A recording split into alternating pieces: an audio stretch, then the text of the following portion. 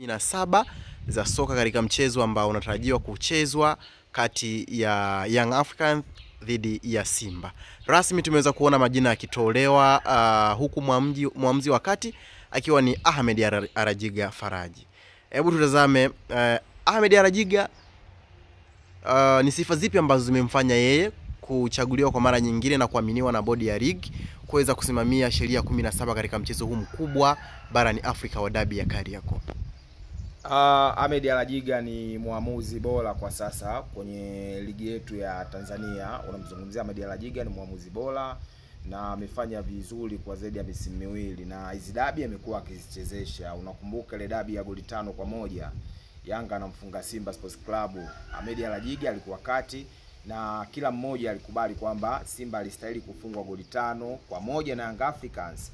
Kwa Arajiga kupepesa, alisimama kwenye sheria 17 na Yanga akaweza kupata matokeo. Simba ambao walifungwa zile goli 5 waliridhika kwamba wamefungwa kwa mapungufu yao. Kwa hiyo Ahmed Arajiga ndio muamuzi bora.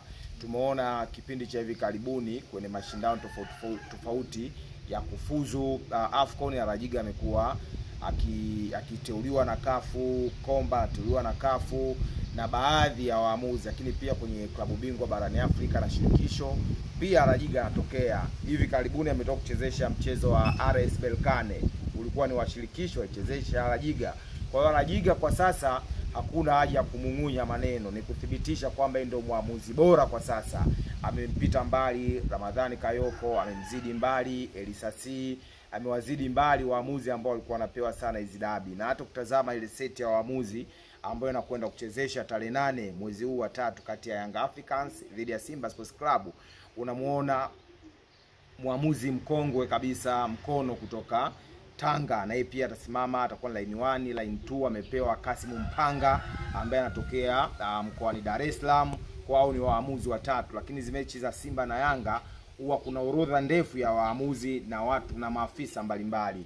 Ukitazama orodha wanaonekana wapo kama 10 ambao wameorodheshwa pale watahusika na mchezo. Hii inatokana na ukubwa wa mchezo, na unapozungumzia dabi 5 bora barani Afrika lazima uweke dabi ya Simba na Yanga. Unazungumzia Al Ahly pamoja na Zamalek kule Misri, unazungumzia Wydad Athletic Club na Raja Casablanca, hiyo ni dabi nyingine kutoka Morocco. Kuna dabi ipo Afrika Kusini, unazungumzia Mamelodi Sundowns, pia unazungumzia Kaizer Chiefs, ambazo ni dabi maarufu, lakini hauwezi kuiacha dabi ya Tanzania Simba na Yanga, ambayo ni dabi kubwa inafuatiliwa na watu wengi barani Afrika hata Ulaya. Tunatazama ile dabi iliyopita 1-0 ambayo alichezesha Ramadhani Kayoko.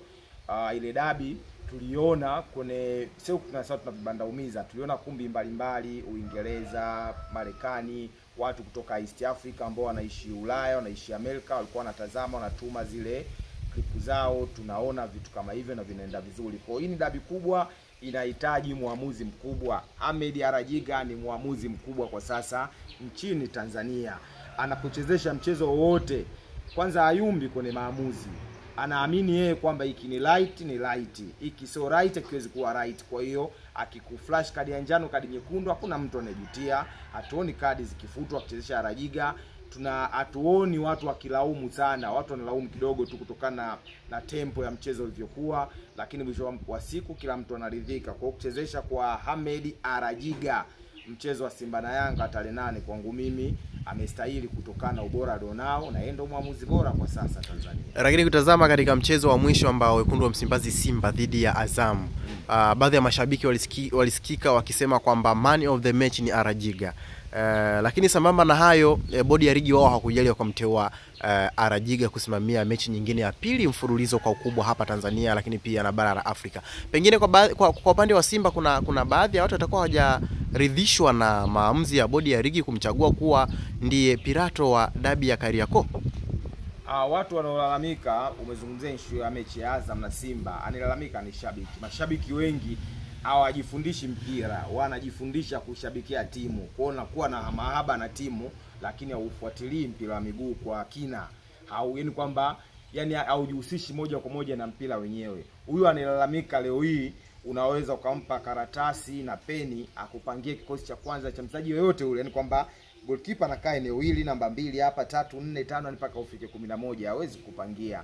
Yeye anamjua mchezaji wake tu, mchezaji wake Mkwara, mchezaji wake sijui Dube, full stop, lakini haujui mpira, ila anashangilia klabu ya mpira. Huo ni tofauti kati ya mshabiki na mtu ambaye anaujua mpira. Kwa hiyo kusema mchezaji bora wa ile mechi alikuwa ni Ahmed Alajiga, hajaitwa kwenye kamati ya maadili ya Alajiga.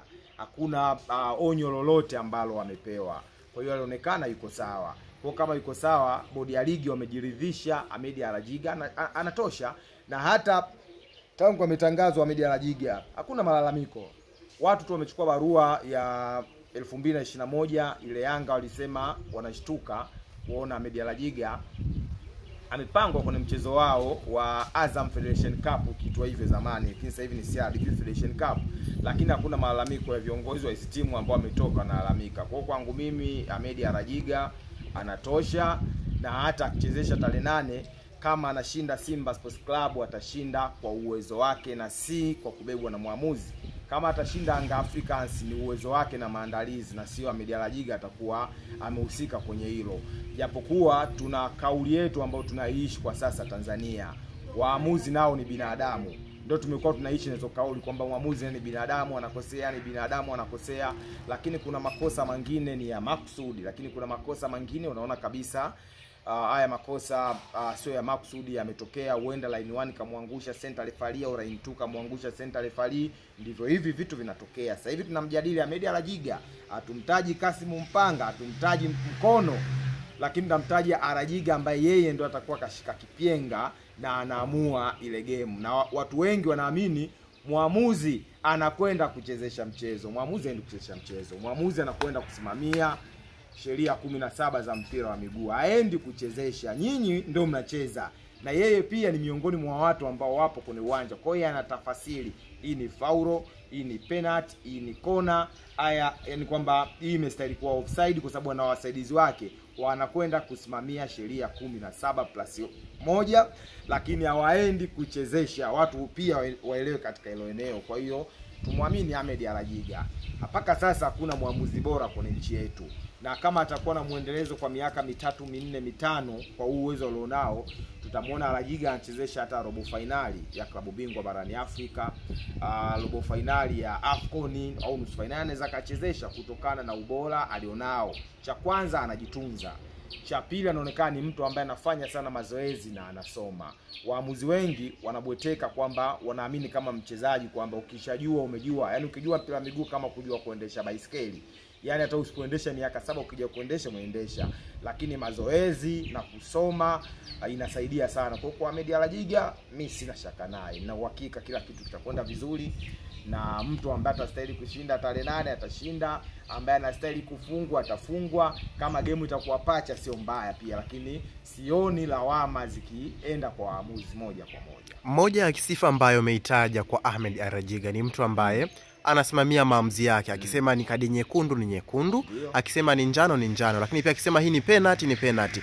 Kuelekea katika mchezo huu ambapo jitu linazidi kupanda, Simba wamekuwa wahanga wa kufungwa na Young Africans katika michezo ya hivi karibuni. Tunajua kwamba wataingia kuhitaji alama 3. Wakati huo Young Africans nao pia wanahitaji kupata alama 3 kwa ajili ya kuendeleza uteja na kuweza kujimarisha katika msimamo wa ligi kuu Tanzania bara. Pengine pressure ya mchezo namna ilivyo na joto linavyozidi kupanda, tutegemee kuona penalty zikitokea katika mchezo au kadi nyekundu. Joto kupanda sio sababu. Kitu kikubwa ni maandalizi. Kwa kocha Fadu kama atakuwa amefanya maandalizi makubwa kwenye timu yake, basi Simba tutaona ikifanya vizuri. Kama kocha wa Yanga atakuwa amefanya maandalizi vizuri, naamini Yanga atafanya vizuri pia. Lakini kutoka kwa kadi nyekundu ni sehemu ya mchezo, penalty ni sehemu ya mchezo. Paka uonyeshwe kadi nyekundu, umekosea na umestahili kuonyeshwa kadi nyekundu. Penalty inapotokea ni kweli muamuzi amejiridhisha kuna madhambi yamefanyika. Watu wengi wanashindwa, yani kwamba sio kwamba wanashindwa kutafasiri kwamba hii ni penalty au sio penalty. Kuna wakati mahaba ule tukio linakuumiza. Anakuambia kamgusa kidogo tu, muamuzi kaweka penalty. Yule angempiga sana ndio ingekuwa penalty. Mguso uwe ni mdogo, penalty. Mguso uwe ni mkubwa, penalty. Umeshika. penalty. Kwa hiyo penalty ni penalty, kadi nyekundu ni nyekundu. Kwa maana ukikosea utaadhibiwa kutokana na kosa ambalo unastahili kuadhibiwa nalo. Kama ni penalty, mwamuzi ataweka penalty. Yaani kwamba hizo penalty zinatolewa dhidi ya Ken Gold, dhidi ya Tabora, Kagera nani. Kwa Simba na Yanga zinastahili pia kutolewa kwa sababu zote ni timu za mpira wa miguu na zinacheza ligi moja na zinastahili kuadhibiwa, na kadi nyekundu pia wanastahili kuonyeshwa. Tuliona kuna mechi ilipita ya 1-0 Yanga dhidi ya Simba ambao alichezesha Ramadhani Kayoko kaita kelele. Inaonekana kuna tukio Simba alipaswa kunufaika kupata penalty kupitia kwa Dennis Prosper. Kuna tukio Kennedy Musonda alistahili kupata penalty kwa sababu Kamara anaonekana kumgusa Musonda, ule mpira alikuwa ameuhamisha. Lakini kuna tukio la Hamza kumzuia Dube akaonyeshwa kadi ya njano, alistahili kuonyeshwa kadi nyekundu na faulo ipigwe. Lakini watu wakaenda kumwataki moja kwa moja Ramadhani Kayoko kwa tukio lililotokea. Lilikuwa la kijili kasikosei. Kaso kijili basi ni Kip Dennis Prosper. Mwamuzi akaweka penalty na game ikaisha vile, Simba akapoteza kwa 1-0. Lakini tunapoenda kuchambua Simba na Yanga ale makosa kwenye mechi zao, kuna hizi timu ambazo ni za chini zinaonewa sana. Hata ukutana na Simba na Yanga, kuna baadhi ya matukio yanawafavor Simba na Yanga na yanawaumiza hao wachezaji wadogo. Hatujadili, utasikia tu ubaya ubwela, hii ndio Simba. Utasikia gusa achia twende kwao, hii ndio Young Africans. Lakini kuna timu nyingi sana za kawaida zinaonewa zinapocheza na Simba na Yanga. Huenda waamuzi wanajichanganya au waamuzi wanakuwa na pressure. Kwa mechi ya Simba na Yanga ndio imekuwa kama muanga wa kuweza kutatua matatizo yote na kukosoa tukio moja moja. Kama Yanga ananufaika na matukio ya muamuzi, Simba wanakuja kuwa wachambuzi kutokana na yale matukio. Kama Simba ananufaika, Yanga wanakuwa wachambuzi. Lakini ikiwa ni Tabora na Simba, tunaona Tabora anafungwa goli 3-0, lakini mwisho wa siku hatukwenda kuchambua ile goli la kwanza la Ateba alikustahili kwa goli, kwa ni stahili kwa penalty, ilikuwa stahili kwa faulo. Goli la pili la Ateba ambao ni faulo, ni penalty kwa haikustahili kwa penalty, vitu kama hivyo. Lakini kifika Simba na Yanga, kwa sababu ndo nchi tunagawana upande, hawa Simba wa Yanga kila mmoja anazungumzia upande wake. Kwa hiyo lazima tukubaliane na kitu kilichopo, tuwaamini waamuzi na tusubiri hiyo tarehe 8 saa 1:15 usiku tuone nini kinaenda kutokea. Kama Yanga anashinda, anatengeneza gap na Simba kuelekea kwenye ubingwa. Kama Simba anashinda, basi Simba na yeye atarudi katika nafasi ya kwanza, ataendelea kumchallenge Yanga kwenda kuchukua ubingwa. Kama watapata sare, basi ndio zitaendelea kuwa ni vile vile. Itabakia kwamba Yanga anaweza kazuiwa na Azam, kazuiwa na nani, au Simba itakuwaje. Mwisho wa siku tutakwenda kupata matokeo au tutakwenda kumjua bingwa kabla ya michezo miwili ya ligi au mchezo mmoja, kutokana na muendelezo kama Yanga atashinda sana au Simba atashinda sana. Lakini mechi mtu akifungwa anaanza kuona gap, wakitoka sare tunarudi pale pale kama tulivyo sasa. Dhima ya baadhi ya mashabiki kuamini katika waamuzi, kwa mfano tumesikia wamemtangaza Arajiga na wenzake kusimamia mchezo huu. Kuna nini kimejificha nyuma ya waamuzi? Maana yake watu wanashindwa kuamini katika maandalizi ya timu Mswahili. Kwanza mashabiki wengi wanatazama anapocheza Simba labda na Dodoma, Yanga anapocheza labda na Ken Gold. Yaani wanatazama timu zao zinapocheza na timu zingine. Hakuna mashabiki wachache ndio wanatazama michezo yote ya ligi kuu, lakini wengi wao wanatazama huko. Inaweza kupigwa game, mfano leo kuna game ya Ken Gold. Ken Gold anacheza na Mashujaa pale Mbeya saa 10 jioni. Watu wengi watazama ile mechi. Labda watakokuwa wakishafuturu, watu wanaweza kutazama game ya Azam siku ya leo. Kwa hiyo hawatatazama game ya Ken Gold na Mashujaa. Wanasubiri Mashujaa na Yanga, Mashujaa na Simba, Ken Gold na Yanga, Ken Gold na Simba. Ndio watu wengi kwa wanapokuja kuleta mijadala ya waamuzi hawafuatilii kwenye michezo mingine. Mimi kuna watu walikuwa wanabishana, inakuwa ni mkoa wa Singida, ilikuwa ni Manyoni, wamebishana kwenye kijiwe chao.